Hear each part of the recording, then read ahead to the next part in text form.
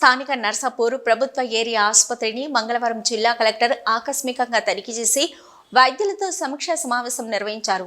ఆసుపత్రిలో రోగులతో మాట్లాడారు. ఎక్కడి నుండి వచ్చారు, ఎన్ని రోజుల నుంచి హాస్పిటల్లో ఉంటున్నారు, ఏం జబ్బొచ్చింది, ఏ మందులు వాడుతున్నారు, ఇంకా ఎన్ని రోజులు వైద్యులు ఉండమంటున్నారు అంటూ ప్రతి రోగి దగ్గరికి వెళ్లి పలకరించారు. వైద్య సేవలు ఎలా అందుతున్నవి, హాస్పిటల్లో ఏదైనా సమస్యగా ఉందా అంటూ అన్ని వార్డుల్లో ఉన్న రోగులను వివరాలు అడిగి తెలుసుకున్నారు. మెడికల్ స్టోర్ రూమ్లను పరిశీలించి సిబ్బందిని మందుల వివరాలు అడిగి తెలుసుకున్నారు. ఈ సందర్భంగా జిల్లా కలెక్టర్ రాహుల్ రాజ్ మాట్లాడుతూ ప్రజలకు అన్ని రకాల వైద్య సేవలు అందుబాటులో ఉండాలన్నారు. ప్రభుత్వ ఆసుపత్రులలో మందుల కొరత లేకుండా చూడాలన్నారు. జిల్లాలో కేవలం 3 తీవ్ర జ్వర కేసులు మాత్రమే ఉన్నాయని, అవి కూడా తగ్గుముఖం పట్టాయని తెలిపారు. అంటువ్యాధులు రాకుండా చర్యలు తీసుకోవాలని, వైరల్ ఫీవర్, డెంగ్యూ, మలేరియా లాంటి రాకుండా ముందస్తు చర్యలు చేపట్టాలన్నారు. గుంతలలో మురికి నీరు నిల్వ లేకుండా చూసుకోవాలని ఆయన అన్నారు. నీరు నిల్వ ఉన్న ప్రాంతాలలో దోమల వ్యాప్తిని అరికట్టడానికి కిరోసిన్, క్రూడ్ ఆయిల్ను చల్లడం ద్వారా దోమలను నివారించవచ్చని ఆయన చెప్పారు. దోమల ద్వారా వ్యాపించే వ్యాధులు మలేరియా, చికెన్ గున్యా తదితర వ్యాధులు రాకుండా ప్రజలు అప్రమత్తంగా ఉండాలన్నారు. ఇండ్లలో నీటి నిల్వలు లేకుండా పరిశుభ్రంగా ఉంచుకోవాలన్నారు. ఇంటి పరిసరాలలో పాత టైర్లు, కొబ్బరి చిప్పలు, పగిలిన సీసాలు, ప్లాస్టిక్ కవర్లు, వాడిన టీ కప్పులు, ఇతర నీటి నిల్వలు గల చిన్న పాత్రలను ఎప్పటికప్పుడు తొలగించాలన్నారు. వారానికి ఒకసారి నీటి పాత్రలను శుభ్రపరిచి నీటిని నింపుకోవాలని, ఇండ్లలో వాడే కూలర్సు, ఫ్రిడ్జ్, ఏసీలలో నీరు నిల్వ లేకుండా ఎప్పటికప్పుడు శుభ్రపరచుకొని జాగ్రత్త పడాలన్నారు. నిల్వ ఉన్న నీటిలో లార్వాను గుర్తించి ఇలాంటి వాటి వల్ల సీజనల్ వ్యాధులు వస్తాయని, ఇలాంటి వాటిని నిర్మూలించాలని అధికారులకు సూచించారు. జిల్లాలో సీజనల్ వ్యాధుల పట్ల అప్రమత్తంగా ఉండాలని, పాడుబడిన బావులను, కూలిపోయే స్థితిలో ఉన్న ఇండ్లను తొలగించాలని, మలేరియా, డెంగీ, టైఫాయిడ్ లాంటి సీజనల్ వ్యాధులు పొంచి ఉండే ప్రమాదం ఉన్నందున అధికారులు క్షేత్రస్థాయిలోకి వెళ్లి పరీక్షలు జరిపించాలని అన్నారు. వ్యక్తిగత పరిసరాల పరిశుభ్రత పాటించాలని, కాచి చల్లార్చిన నీటిని మాత్రమే తాగాలని తెలిపారు. ప్రజల్లో సీజనల్ వ్యాధుల పట్ల అవగాహన కల్పించాలన్నారు. అల్పాహారం, వేడి చేసిన భోజనం తీసుకోవాలన్నారు. నిల్వ చేసిన పదార్థాలు, బయట తినుబండారాలకు దూరంగా ఉండి ప్రజల ఆరోగ్యాన్ని రక్షించుకోవాలన్నారు. ఈ కార్యక్రమంలో నర్సాపూర్ ఏరియా ఆసుపత్రి సూపరింటెండెంట్, అధికారులు, సిబ్బంది తదితరులు పాల్గొన్నారు. అందరికీ నమస్కారం. సో అంటే మనకు అందరు కూడా తెలుసు, ఈ సీజన్ అనేది కూడా ఆగస్టు కానివ్వండి, జూలై కానివ్వండి, సెప్టెంబర్ కానివ్వండి, సో వర్షాలు ఎక్కువ పడతాయి కాబట్టి సీజనల్ వ్యాధులు వచ్చే ఛాన్సెస్ ఉంటాయి. సో దాంట్లో భాగంగా ఏంటి అనేసి అంటే డెంగ్యూ, మలేరియా, మళ్ళీ తర్వాత టైఫాయిడ్ ఇటువంటివి ఎక్కువ మనకి వచ్చే ఛాన్సెస్ ఉంటాయి.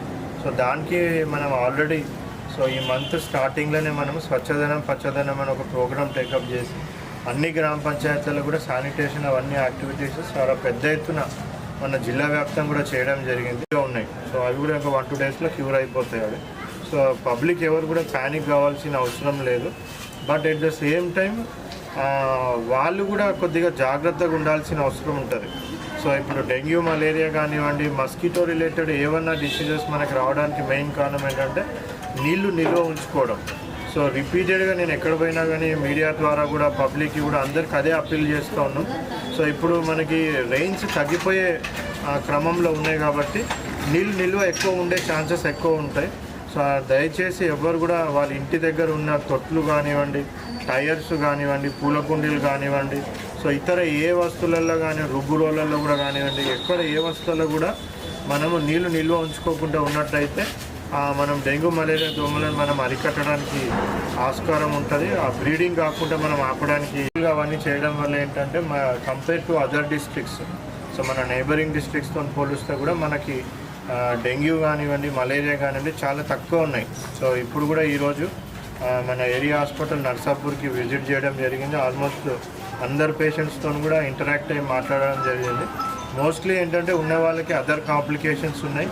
సో ఫీవర్స్లలో కూడా వైరల్ ఫీవర్స్ ఎక్కువ కనిపిస్తూ ఉన్నాయి, కానీ ఒక్కటి కూడా పాజిటివ్ డెంగ్యూ కేసు కానివ్వండి, మలేరియా కేసు కానివ్వండి ఒక్కో కేసు కూడా లేదు.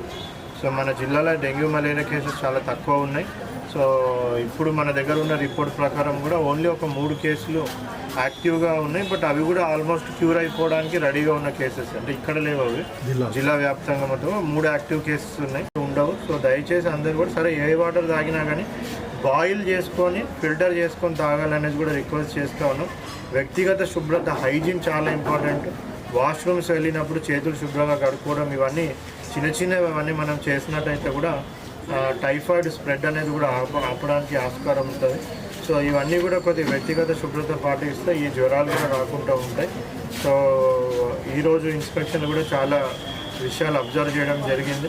సో అదంతా కూడా సూపరింటెండెంట్ గారితో డిస్కస్ చేసి ఏమేమైతే వాళ్ళకి ఇష్యూస్ ఉన్నాయో కూడా అవి తొందరగా రిజాల్వ్ చేస్తుండే వాళ్ళ ఇంటర్నల్ ఇష్యూస్.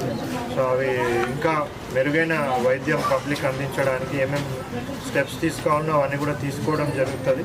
సో పబ్లిక్ ఎవరికి కూడా మీడియా ముఖంగా తెలియజేయండి, ఎవరు ప్యానిక్ కావాల్సిన అవసరం లేదు. విష జ్వరాలు అవి ఇవన్నీ కూడా కొద్దిమంది రాస్తూ ఉన్నారు, అంతేం విష జ్వరాలు ఏం లేవు. నార్మల్ వైరల్ ఫీవర్స్ ఎప్పుడు మనకి ఈ సీజన్లో వచ్చే ఫీవర్స్ అవి. సో ఏం లేవు. టైఫాయిడ్ కూడా ఏంటంటే వ్యక్తిగత శుభ్రత పాటిస్తే ఆటోమేటిక్ అది కూడా తగ్గిపోతుంది. అది పెద్ద ప్రాణాంతకమైన ఇది ఏమి కాదు. సో మీడియాకి అంతా కూడా రిక్వెస్ట్ ఏంటంటే నీళ్ళు నిల్వకుండా ఉండడానికి ఏమేమి చేయాలనేది కూడా మేము కార్యక్రమాలు చేస్తున్నాం. అది పెద్ద ఎత్తున ప్రచారం చేసి పబ్లిక్లో కూడా అవేర్నెస్ క్రియేట్ చేయాలనేసి రిక్వెస్ట్ చేస్తున్నాం. మేము అన్ని గ్రామ పంచాయతీలలో మున్సిపాలిటీలో చేస్తున్నాం. పెద్ద ఎత్తున పబ్లిక్ కూడా పార్టిసిపేట్ అయ్యి ఆ ఫ్రైడే డ్రైడే చేస్తే మన మస్కిటో బ్రీడింగ్ సైకిల్ అనేది దాన్ని మనం డిఫీట్ చేసి ఆల్మోస్ట్ ఇప్పుడు కూడా ఏం లేవు మన దగ్గర కేసులు. ఇంకా జీరో చేసేసే ఆస్కారం కూడా ఉంటుంది, ఎవరు కూడా ఎఫెక్ట్ కాకుండా ఉంటుంది.